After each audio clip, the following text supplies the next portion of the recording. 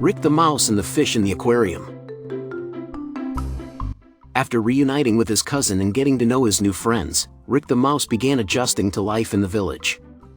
However, every night in his dreams, Rick would see strange visions. He started to feel that his life wasn't meant for simply staying comfortable. Rick realized that his mind was valued and respected, and he understood he needed more than just a piece of cheese and a place to sleep. Life had given him the chance to do great things. So, Rick decided to find a mission to add some spice to his life. He shared this idea with Camp, but his fearful cousin protested. Rick, there are dangers out there. Let's stay here where we lack nothing. Where will you go? Why seek trouble? Please forget these crazy ideas. Don't worry, Camp. I'll be fine, Rick replied.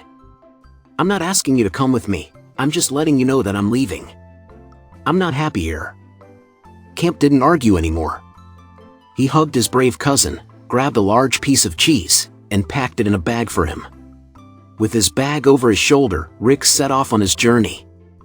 In the fisherman's neighborhood, a fish in an aquarium named Cole considered himself the savior of the lake fish. He proudly boasted to his friends that he saved other fish by rescuing them from the dangers of the ducks and geese hunting on the lake. At least, that's what Cole believed. But the reality was far different. The bitter truth was that after hearing about Cole's glamorous life, the lake fish would fall into the fisherman's nets. After that, neither Cole nor anyone else would see them again. By the next day, the aroma of fried fish would waft from the village homes. Naive Cole, however, failed to see this. It never crossed his mind that he was being used as bait. The mice in the village worried about their lake friends, with whom they often gathered to chat by the shore on evenings when the moon reflected on the vast lake and the spring birds sang in the trees. Before Cole arrived in the aquarium, life by the lake seemed like a true celebration.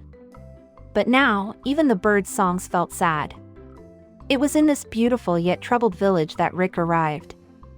He met some mice like himself, who welcomed him warmly and filled him in on all the recent happenings. "This sounds like a job for me," Rick said, "but you must help me explain things to Cole so he realizes he's not helping his friends."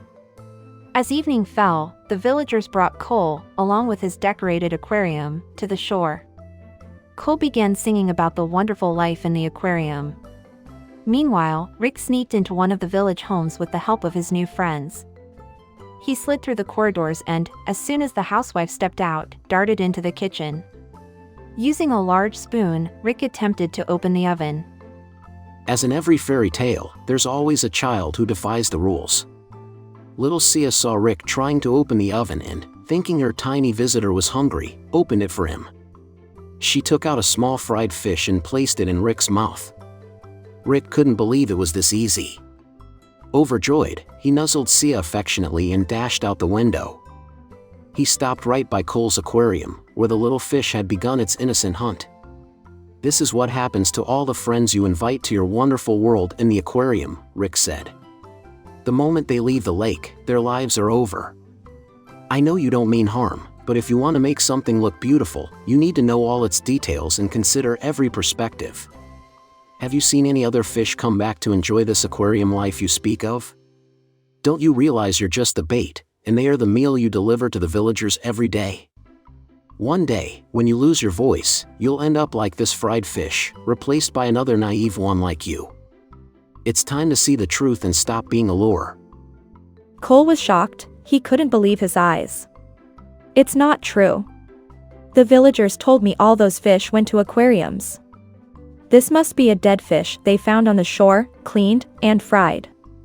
After all, when we die, we're meant to be food for others," Cole insisted. But even Cole no longer believed his own words.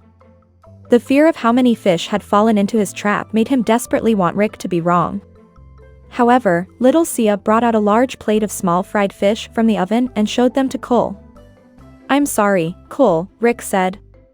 "I didn't want you to see with your own eyes where your friends end up." Cole was devastated. He realized how foolish he had been, confined to a small aquarium and imagining the world was no bigger. He lowered his once proud fins and, from that moment, said nothing. "Come on, let's get you out of here," Rick said. Go back to the lake and tell your friends the truth. I will tell them, Cole replied, but I won't leave this place. I don't want them to find another naive fish to replace me. Cole raised his voice, warning the other fish not to eat the food inside the nets. Hearing his call, the fish swam away quickly, spreading the message across the lake. That night and many nights afterward, the fishermen returned to the lake but caught no fish. Forced to adapt, they started farming, planting vegetables, beans, potatoes, and wheat. They brought in cows and began living even better, working harder and enjoying their lives more than ever. Satisfied with his success, Rick the Mouse picked up his bag once again and set off for his next adventure.